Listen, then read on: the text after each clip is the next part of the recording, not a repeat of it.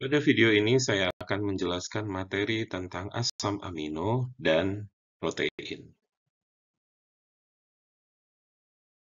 Protein adalah suatu polimer alami yang terdiri dari sejumlah unit asam amino yang berikatan satu dengan lainnya lewat ikatan amida. Jadi seperti definisi ini, ya, protein itu adalah polimer, yang mana polimer itu terdiri dari monomer-monomer atau unit-unit yang lebih kecil, yang mana protein ini tersusun dari unit yang berupa suatu asam amino. Dan asam amino yang satu dengan asam amino yang lain ini saling berikatan lewat suatu ikatan yang disebut sebagai ikatan amida. Nah, protein ini memiliki beberapa fungsi, diantaranya yaitu enzim dan hormon, ini merupakan golongan protein, fungsinya mengkatalisis dan meregulasi reaksi biologis di dalam tubuh. Kemudian ada otot, tendon, ya, yang berfungsi dalam pergerakan di tubuh kita. Kemudian ada hemoglobin, ya, yang membawa oksigen ke seluruh bagian dari tubuh. Kemudian antibodi, ya, yang merupakan bagian dari suatu sistem imun kita, dan juga kulit, ya, dan rambut, ya, di situ juga ada beberapa golongan protein yang melindungi bagian luar dari tubuh kita. Nah, seperti yang saya sampaikan tadi, bahwa protein ini tersusun dari unit-unit, yaitu asam amino, kurang lebih sekitar 20 asam amino alfa. Ya.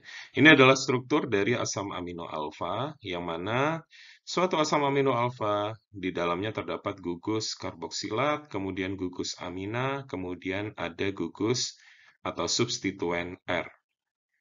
R ini adalah rantai samping dari suatu asam amino, dan rantai samping inilah yang membedakan antara satu asam amino dengan asam amino yang lain.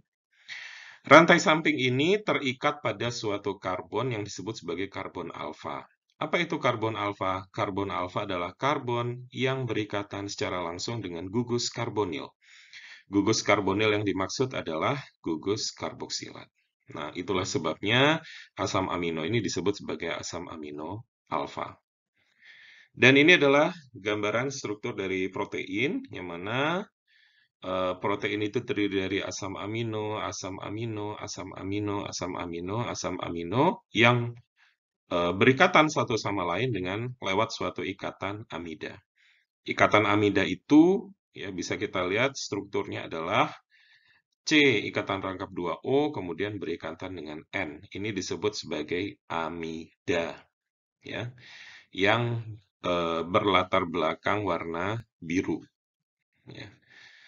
Nah, kemudian bisa kita lihat juga di sini contoh gambaran yang lain, ya, suatu asam amino dengan rantai samping yang berbeda-beda terikat satu sama lain lewat suatu ikatan amida.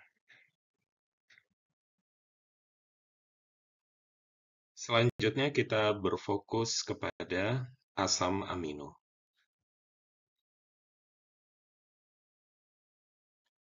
Asam amino yang diperoleh dari hidrolisis protein ialah asam amino alfa. Seperti yang saya sebutkan tadi, ya, jadi protein itu tersusun dari asam amino alfa.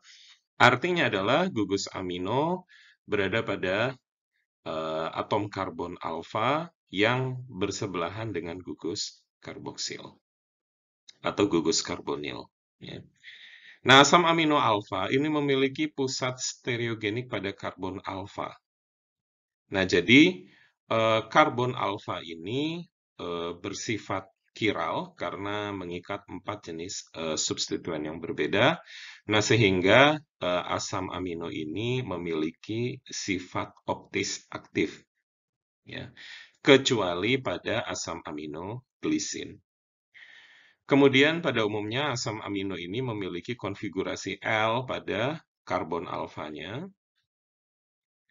Ada 22 asam amino, yang mana 20 asam amino digunakan oleh sel untuk sintesis protein, 2 asam amino disintesis dalam bentuk poliamida, dan 8 asam amino merupakan tergolong sebagai asam amino esensial. Seperti yang telah saya sebutkan tadi bahwa ada 8 jenis asam amino yang tergolong sebagai asam amino esensial. Apa itu asam amino esensial? Nah, asam amino esensial itu adalah asam amino yang tidak diproduksi oleh tubuh kita dan harus kita dapatkan dari sumber di luar tubuh kita, yaitu bersumber dari makanan. Nah, ada 8 jenis ya asam amino esensial dan pada tabel ditandai dengan tanda bintang, yaitu seperti valin, leusin, isoleusin, treonin, dan seterusnya. Nah, kemudian kita lihat ada tabel ya yang mana di tabel ini menjelaskan tentang berbagai macam jenis asam amino tergantung dari rantai sampingnya atau jenis rantai sampingnya. Kemudian ada rumus strukturnya, kemudian namanya, kemudian ada singkatannya. Nah, singkatan yang umum digunakan untuk asam amino yaitu singkatan yang terdiri dari 3 huruf. Ya. Misalkan seperti glisin disingkat dengan GLY. Atau bisa juga disingkat dengan 1 huruf. Namun yang sering digunakan adalah singkatan yang terdiri dari 3 huruf. Kita lihat penggolongan yang pertama, yaitu asam amino dengan rantai samping alifatik. Alifatik artinya rantai sampingnya adalah merupakan rantai yang lurus atau bercabang, namun tidak dalam bentuk siklik atau tidak dalam bentuk cincin. Contohnya di sini adalah asam amino glisin, kemudian alanin, valin, leusin, isoleusin. Kita lihat rantai sampingnya yaitu yang ditandai dengan warna kuning. Ya, rantai sampingnya merupakan rantai samping dalam bentuk alifatik. Ya. Kemudian penggolongan yang berikutnya itu asam amino yang mana rantai sampingnya terdapat gugus hidroksi atau gugus OH. Ya. Ini adalah rantai samping dari asam amino serin dan ini adalah rantai samping dari treonin.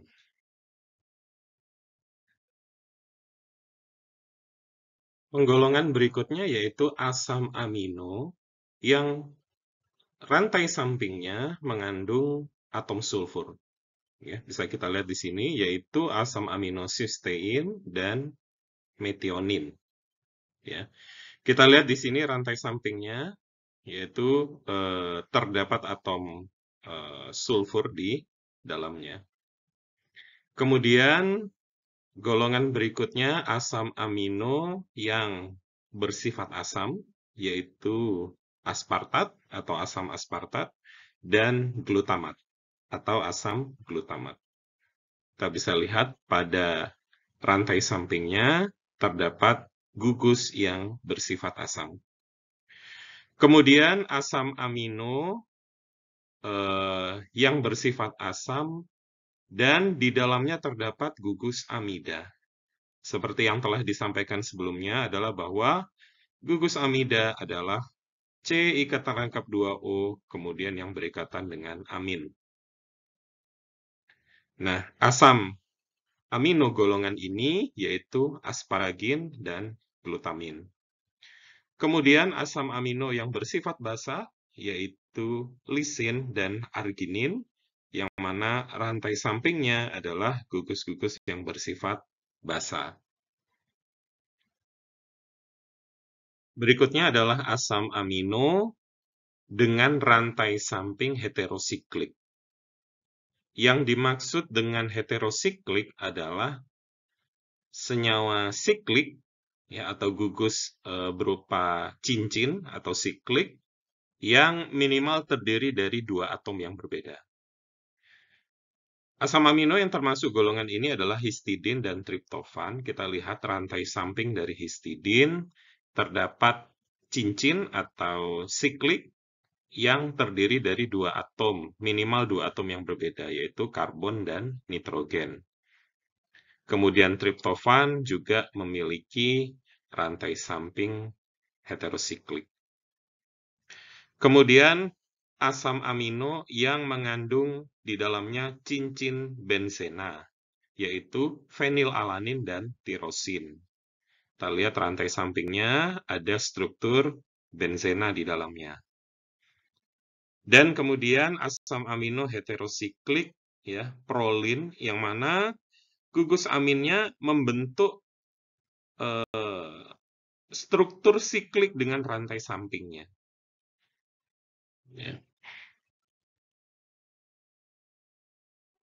Kemudian ada asam amino sistin yang terdapat pada sebagian besar protein dan disintesis dari sistein.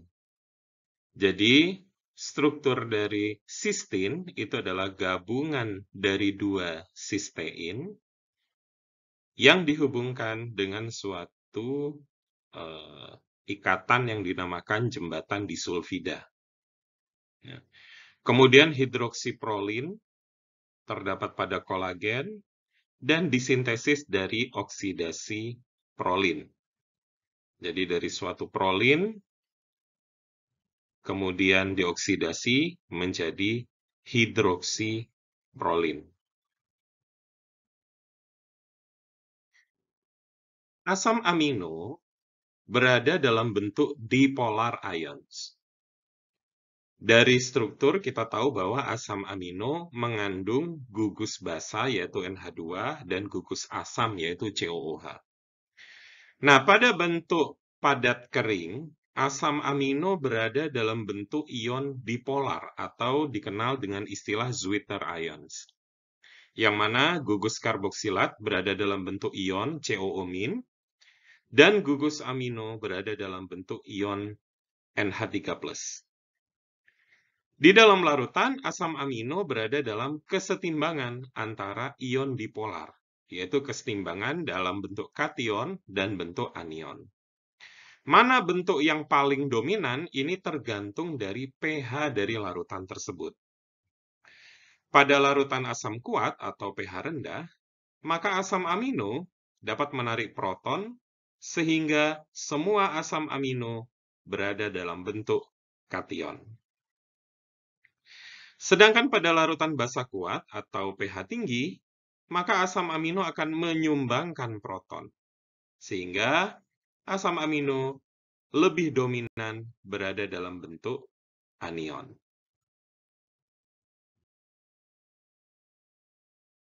Kemampuan asam amino untuk menarik dan menyumbangkan proton ini disebut sebagai sifat amfoter. Kemudian, pada asam amino kita mengenal istilah titik isoelektrik atau disimbolkan dengan huruf Pi. Titik isoelektrik ini adalah pH di mana konsentrasi ion dipolar maksimum dan konsentrasi antara anion dan kation setara atau equal. Sehingga titik isoelektrik adalah pH di mana tidak ada charge atau tidak ada muatan. Nah, masing-masing amino asid atau asam amino ini memiliki nilai titik isoelektrik yang berbeda-beda. Dapat kita lihat pada tabel. Pada tabel ini, kita bisa melihat ya, jenis-jenis asam amino, kemudian singkatannya, kemudian berapa nilai pKa-nya, dan juga nilai titik isoelektrik dari masing-masing asam amino. Begitu juga pada tabel ini kita bisa melihat nilai titik isoelektrik dari tiap-tiap asam amino. Dan juga pada tabel ini kita juga bisa melihat nilai titik isoelektrik dari asam aminonya. Asam amino alanin memiliki rantai samping yang bersifat netral, nah sehingga bisa digunakan untuk mengilustrasikan sifat dasar dari asam amino pada berbagai pH. Nah, pada pH rendah, alanin ini berada dalam bentuk kationnya. Nilai pKa1 dari alanin untuk ionisasi dari proton asam karboksilat adalah 2,3. Nah, nilai ini lebih rendah dibandingkan dengan pKa dari normal asam karboksilat. Kemudian nilai pKa 2 dari alanin adalah untuk ionisasi proton dari gugus amin, yaitu nilainya adalah 9,7. Nah, sehingga titik isoelektrik dari alanin adalah rata-rata dari dua nilai pKa ini, yaitu nilai pKa 1 ditambah pKa 2 dibagi 2.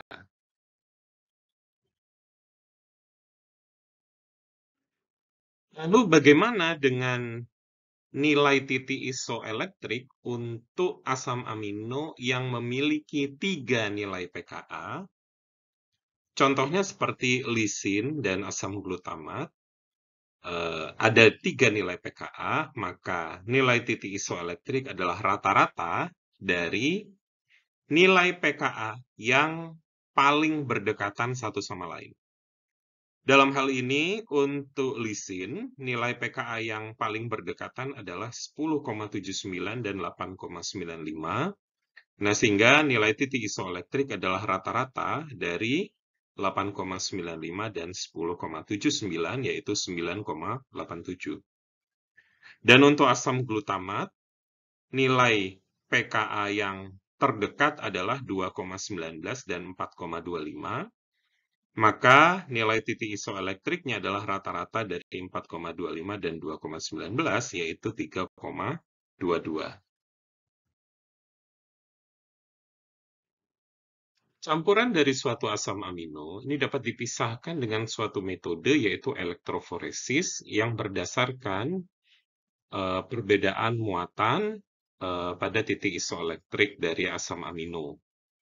Pada elektroforesis terdiri dari suatu katoda bermuatan negatif, anoda positif.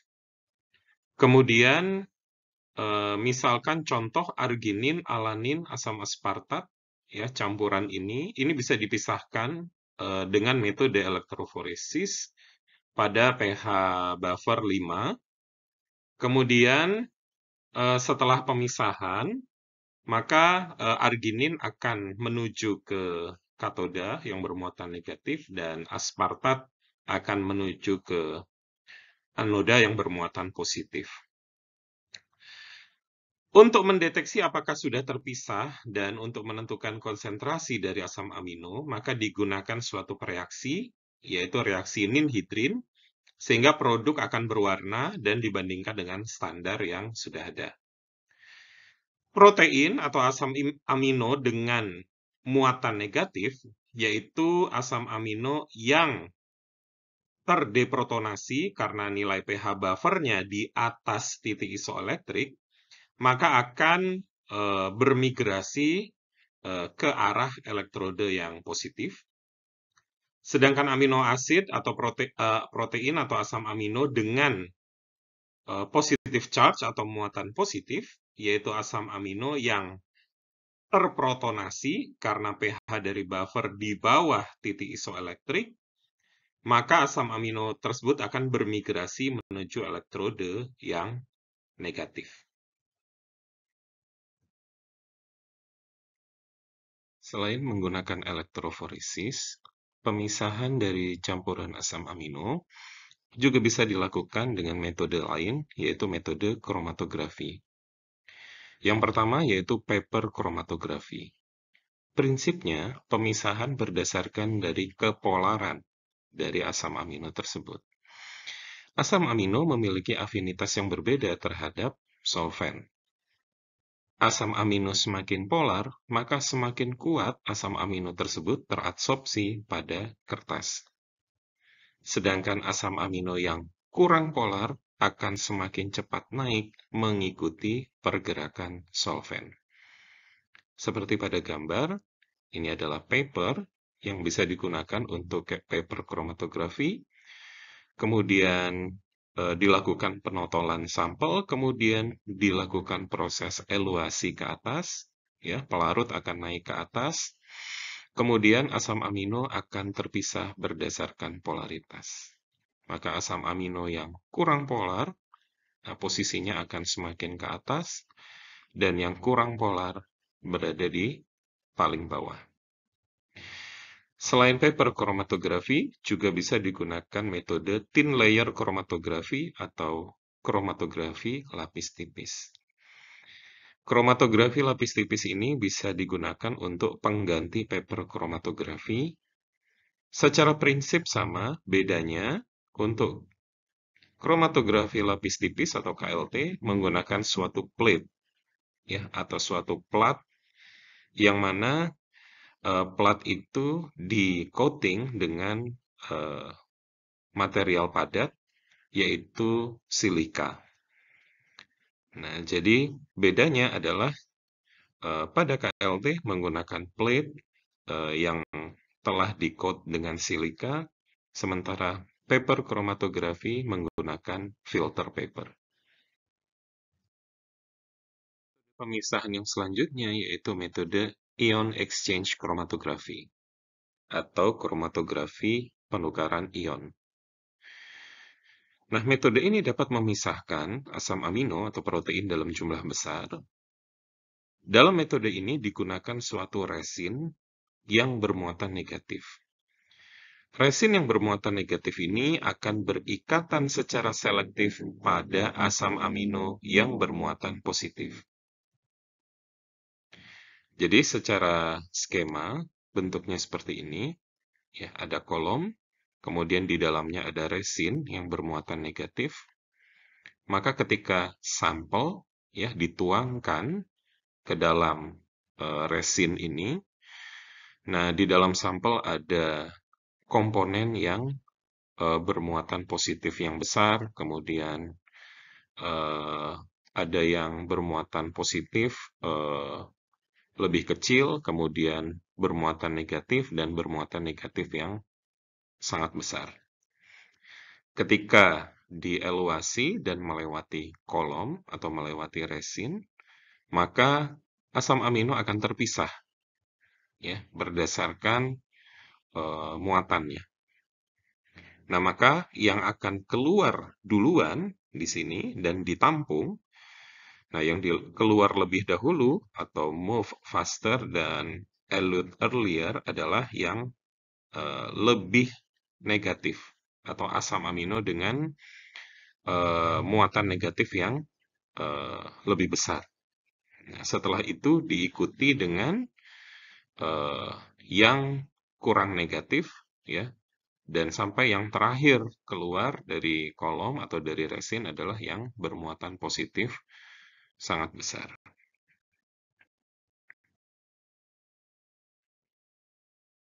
Kemudian kita mengenal istilah yaitu peptida. Peptida merupakan senyawa gabungan dari asam amino yang terikat lewat suatu ikatan amida antara alfa amino dan gugus karboksil. Jadi, peptida ini merupakan gabungan asam amino satu dengan asam amino yang lain, namun dalam jumlah yang lebih sedikit dibandingkan dengan suatu protein, yang mana suatu protein ini adalah gabungan asam amino dalam jumlah yang banyak. Nah, pada suatu peptida, ikatan amidanya disebut sebagai ikatan peptida. Jika suatu peptida itu hanya mengandung dua asam amino yang saling bertautan, maka disebut sebagai dipeptida. Kemudian ikatan peptida ditulis dengan asam amino yang memiliki gugus NH3+ bebas di sebelah kiri, atau disebut juga dengan asam amino ujung N. Kemudian asam amino dengan gugus CO2- bebas itu diletakkan di sebelah kanan atau asam amino ujung C. Nah, dalam menuliskan rumus peptida secara singkat, ini bisa kita tulis dengan singkatan 3 huruf untuk asam amino, dimulai dengan ujung N di sebelah kiri, kemudian menuju ke arah sebelah kanan. Contoh, ya, suatu peptida, yaitu glisil-alanin, maka kita menulis dengan singkatan GLY-ALA. Karena ujung dimulai dari yang ujung NH3+ bebas menuju ke ujung COO-.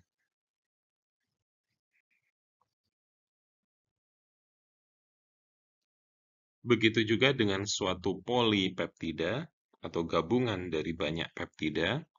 Nah, ini ditulis dengan ujung N pada sebelah kiri, ya, dimulai dari ujung N terlebih dahulu, kemudian dilanjutkan ke arah kanan sampai dengan ujung C.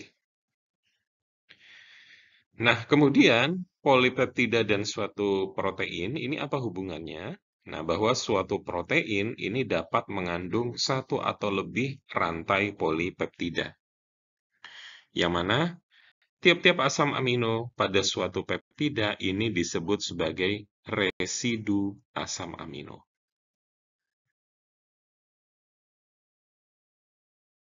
Kemudian ikatan disulfida atau disulfide bond. Ikatan disulfida merupakan suatu ikatan kovalen di antara asam amino pada suatu peptida dan suatu protein, yang mana ikatan ini menautkan antara dua unit asam amino sistein. Jadi, antara satu sistein dengan sistein yang lain dalam suatu peptida atau suatu protein, ini dihubungkan dengan suatu ikatan yang disebut ikatan disulfida. Bisa kita lihat contohnya pada struktur dari insulin, ya, yang mana antara sistein dari rantai A, sistein rantai B, ini dihubungkan dengan suatu ikatan disulfida atau jembatan disulfida.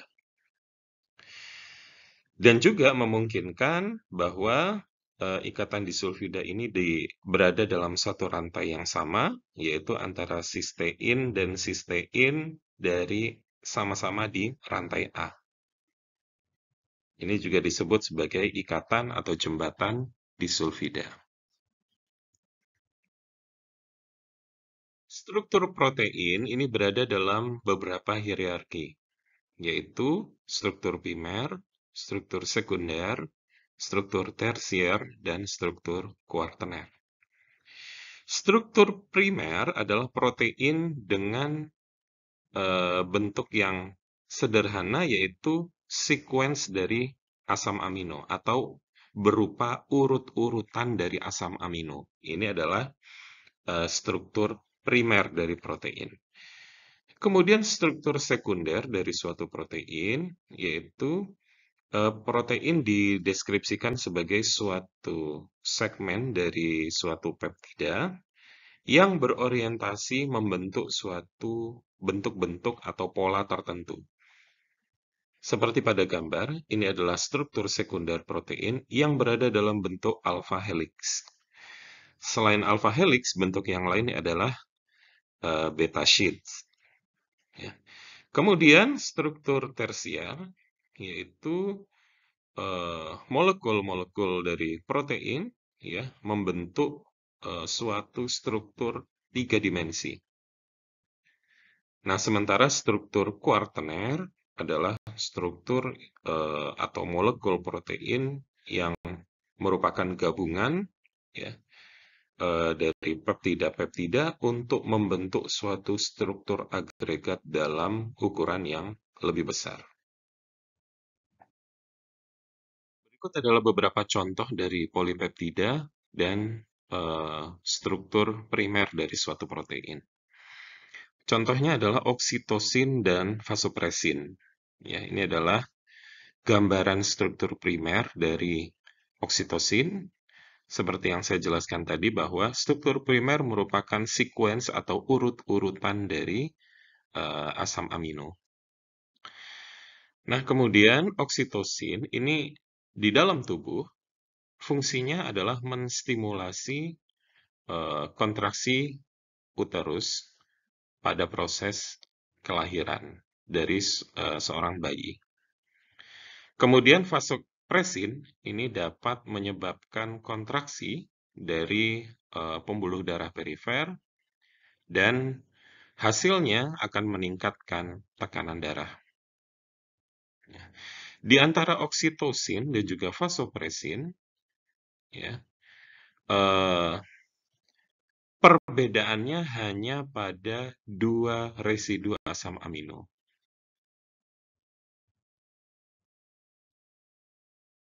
Berikut adalah struktur primer dari vasopresin, dan yang membedakan dengan oksitosin hanya pada dua residu asam amino yang ditandai dengan warna ungu.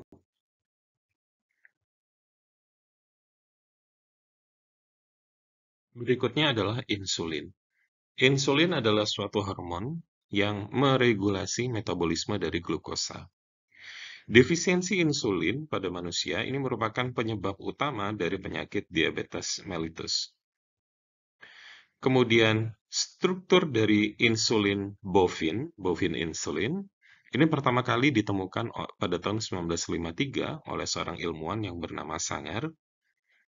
Kemudian, human insulin ini berbeda dengan bovin insulin hanya pada 3 asam amino, urut-urutan dari asam amino. Bisa kita lihat dari penggambaran struktur primer dari protein insulin, yaitu insulin terdiri dari rantai A dan rantai B, kemudian antara asam amino sistein yang satu dengan yang lain, baik pada rantai yang sama atau pada rantai yang berbeda, ini dihubungkan dengan suatu ikatan disulfida atau jembatan disulfida. Setelah hierarki protein dalam struktur primer, yang berikutnya adalah struktur sekunder dari suatu protein. Struktur sekunder dari suatu protein ini ditentukan lewat konformasi dari struktur utama dari polipeptida itu, atau backbone dari polipeptida. Nah, struktur sekunder dari protein yang umum yaitu dalam bentuk beta-pleated sheet dan juga dalam bentuk alpha helix. Nah, ini adalah bentuk penggambaran atau hierarki struktur protein dalam bentuk struktur sekunder, ya, dalam bentuk alpha helix. Nah, kemudian ini adalah dalam bentuk beta-pleated sheet. Pada bentuk beta-pleated sheet, rantai polipeptida ini bentuknya memanjang konformasinya dengan gugus, ya, yang mengarah dari sisi yang satu ke sisi yang lain. Berikutnya adalah struktur tersier dari protein. Struktur tersier dari protein bisa berbentuk protein serat atau fibrous dan juga globular atau membulat. Struktur tersier dari suatu protein adalah bentukan 3 dimensi dari protein itu, yang mana bentukan 3 dimensi ini merupakan hasil dari folding atau pelipatan-pelipatan pada rantai polipeptida. Struktur tersier terdiri dari serat atau fibrous dan juga globular atau membulat. Yang termasuk dalam kategori protein serat, yaitu contohnya adalah keratin, kolagen, dan sutra. Sifatnya kaku, tidak mudah larut dalam air. Kemudian protein yang globular, ini cenderung lebih larut dalam air, dan bentuknya hampir membulat, atau helix yang berlipat-lipat. Contohnya adalah enzim, hormon, ya, transport protein, dan protein-protein penyimpanan. Contohnya adalah ovalbumin. Struktur tersier dari suatu protein ini distabilisasi oleh suatu gaya, bisa atau suatu ikatan, yaitu ikatan hidrogen, ikatan disulfida, ya, van der Waals, dan juga gaya tarik-menarik ionik.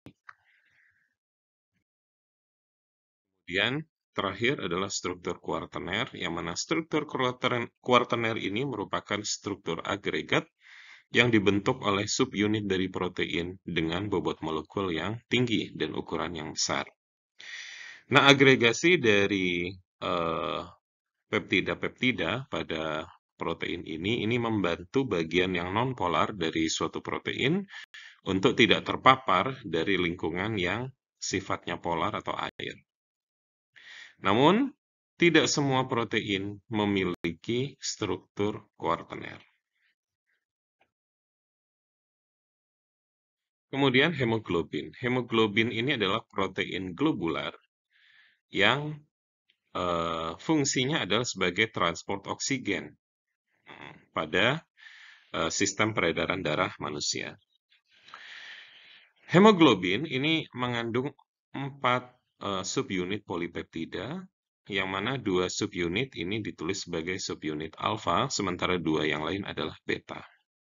Masing-masing dari subunit yang ada pada hemoglobin ini membawa suatu gugus hem. Kemudian ada 4 hem ya, yang berwarna ungu ini, ya, yang mana masing-masing gugus hem ini bisa berikatan dengan satu molekul oksigen dalam bentuk yang kompleks yang reversible. Ini adalah gambaran dari hemoglobin yang terdiri dari 2 subunit alfa dan 2 subunit beta, dan ini adalah bentuk dari strukturnya. Jika pada suatu protein terjadi perubahan yang kecil saja pada urut-urutan asam aminonya, maka ini bisa memiliki dampak yang signifikan ya di dalam tubuh manusia yang dapat menyebabkan beberapa penyakit-penyakit tertentu. Contohnya adalah sickle cell anemia. Pada kondisi sickle cell anemia, pada suatu protein ya normal hemoglobin yang seharusnya urut-urutan asam aminonya di situ ada asam glutamat. Pada kondisi sickle cell anemia, asam glutamat ini diganti atau asam aminonya menjadi asam amino valin. Nah, sehingga dari struktur normal hemoglobin, ini karena ada perubahan dari satu saja asam amino, nah ini bisa menyebabkan penyakit sickle cell anemia. Kemudian protein yang berikutnya yaitu enzim. Ya. Enzim ini fungsinya adalah mengkatalisis reaksi-reaksi kimia di dalam tubuh manusia. Enzim memiliki spesifisitas yang tinggi ya pada substrat tertentu. Nah, reaksi enzimatik ini terjadi pada sisi aktif dari tiap-tiap enzim. Nah, enzim dalam fungsinya, menjalankan fungsinya di dalam tubuh, ini membutuhkan suatu kofaktor atau koenzim. Ya. Kofaktor ini bisa ion-ion logam, contohnya Zn2+, Mg2+, yang mana kofaktor ini berikatan pada sisi aktif dari enzim tersebut, dan juga koenzim, ya, merupakan molekul organik kecil yang berikatan pada sisi aktif, kemudian secara struktur kimia menjadi berubah selama reaksi enzimatik. Contoh dari koenzim adalah NAD+. Kemudian struktur primer protein, ini kita bisa melakukan analisis terhadap struktur primernya, yaitu urut-urutan dari asam amino. Nah, penetapan urutan itu bisa kita gunakan beberapa metode. Yang pertama yaitu degradasi Edman menggunakan suatu reagen yang disebut sebagai fenyl isothiocyanat. Degradasi Edman ini merupakan metode ideal untuk mengurutkan peptida atau protein dengan cara memotong asam amino satu persatu dari ujung, kemudian diidentifikasi. Ujung yang dimaksud adalah ujung N. Nah, degradasi Edman ini bisa berfungsi dengan baik atau bekerja dengan baik metodenya pada penentuan analisis urut-urutan asam amino sampai dengan 60 residu asam amino. Ini adalah mekanisme reaksi dari metode degradasi Edman dengan menggunakan fenyl isothiocyanat yang bereaksi pada ujung N dari suatu protein atau polipeptida. Nah, reagen ini bereaksi pada ujung N, kemudian terjadi pemutusan ikatan. Nah, sehingga asam amino yang lepas ini kemudian kita deteksi dan ditentukan jenis asam aminonya apa. Setelah pemutusan asam amino dengan metode degradasi Edman, kemudian asam amino tersebut dicek ya dengan menggunakan suatu instrumen yang disebut sebagai high performance liquid chromatography atau dalam bahasa Indonesianya adalah kromatografi cair kinerja tinggi atau KCKT. Yang berikutnya yaitu analisis yang disebut sebagai Sanger N-terminal. Nah, N-terminal, ujung N-terminal dari suatu polipeptida ini dilabeli dengan suatu reagen yang disebut sebagai 2,4-dinitrofluorobenzena. Kemudian setelah ujung N itu dilabeli, kemudian dihidrolisis. Nah, sehingga bagian yang sudah terlabel itu kemudian dipisah dari campuran dan dilakukan proses identifikasi. Bila suatu protein mengandung beberapa ratus unit asam amino atau lebih dari 60 asam amino, maka supaya lebih memudahkan, terlebih dahulu dihidrolisis secara parsial dengan reagen spesifik menjadi fragmen-fragmen kecil untuk dipisahkan. Kemudian setelah terbentuk fragmen-fragmen kecil, barulah diurutkan dengan suatu metode yang disebut sebagai metode degradasi Edman. Nah, berikut adalah tabel ya beberapa reagen-reagen yang bisa digunakan untuk pemutusan suatu peptida pada suatu protein, dan dari reagen tersebut ada penjelasan terkait dengan spesifisitas dia memutus pada sebelah mana. Misalkan reagen Edman ini digunakan untuk memutus dari ujung N dari suatu asam amino. Kemudian begitu juga dengan reagen-reagen yang lain.